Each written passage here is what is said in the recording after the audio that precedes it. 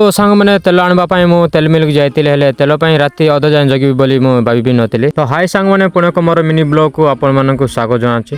तो सांग मैंने आज आम टुणमंजी मिल्क नौचु आ देखि पार्थे सांग मैंने गाड़ी रे केते गुडे टुणमंजी बस्ता लोड करा जाय। तो सांग मैंने देखि पार्थे एटा होची आम गाँ आम गाँव रो बहुत गुड़िया टुणमंजी बस्ता जाइए गोटे 50टा बस्ता बोधे हेइतिबो। तापर सांग मैंने टुणमंजी बस्ता मो गाड़ी रे लोड करके मो स्कूटी रे पड़ा आसिली।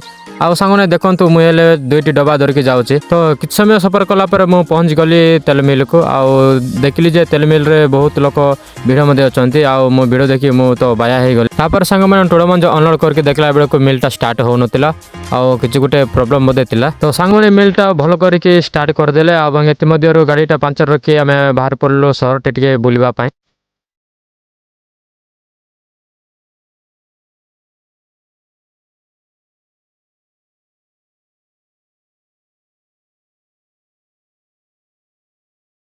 तापर सांग माने समय गला पर आम गाँव टुणमंजी जाक मिलिंग करा गला। तो सांग माने आपण माने जानि नथबे ए टुणमंजी आम पल्ली अंचल बहुत चाष होई थाए।